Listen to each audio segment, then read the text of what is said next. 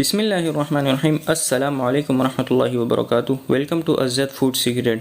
امید کرتا ہوں کہ آپ سب خیریت سے ہوں گے۔ آج ہم اسٹرابیری والے پراٹھے بنائیں گے جو کہ بہت ہی مزیدار اور بہت ہی سافٹ ہوتے ہیں۔ یہ بننے میں بھی بہت اچھے ہوتے ہیں۔ اس بٹر اور ہنی کے بغیر اس کا گزارا بالکل بھی نہیں ہے۔ چلیے بنا ٹائم ویسٹ کیے ریسیپی کی جانب بڑھتے ہیں۔ یہاں پر میں نے 8 سے 10 جو اسٹرابیری لیے ہیں ان کو میں نے کچھ اس طرح سے کاٹ لیا ہے۔ یہاں پہ میں امام دستے کا اس لیے یوز کر رہا ہوں کیونکہ اس کو یوز کرنے سے اس کا ٹیسٹ اور بھی بڑھ جاتا ہے۔ آپ چاہیں تو بلینڈر بھی یوز کر سکتے ہیں لیکن اس سے کوئی اتنا خاص ٹیسٹ نہیں آئے گا۔ بالکل آپ نے اس کو اچھی طرح پیس لینا ہے۔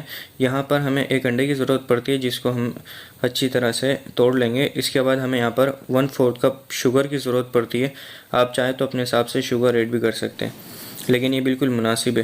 اسی کے ساتھ ہمیں 1/4 کپ یہاں پر میدے کی ضرورت پڑتی ہے جو آپ نے اچھے سے اسٹرین کر لینا ہے۔ میں نے اسٹرین کیا ہوا تھا۔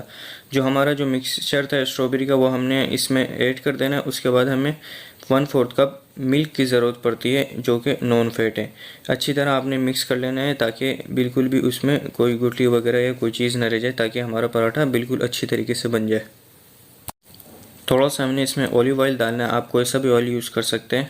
تو ہماری جو ٹیمپریچر ہے پین کا وہ لو رہنا چاہیے، لو ٹو میڈیم۔ کوشش کریں کہ لو ہی رہے کیونکہ یہ چپک جاتا ہے تو پھر وہ خراب بھی ہو سکتا ہے۔ جتنا پین آپ کا بڑا اس حساب سے آپ اس کو ایڈ کر سکتے ہیں۔ میں یہاں پر تقریباً آدھا کپ اس میں ایڈ کر رہا ہوں۔ دونوں سائڈ سے آپ نے تقریباً 3 to 4 منٹس پکانا ہے۔ دونوں سائڈ سے آپ کو اتنا اندازہ ہوگا کہ کب پک جائے گا۔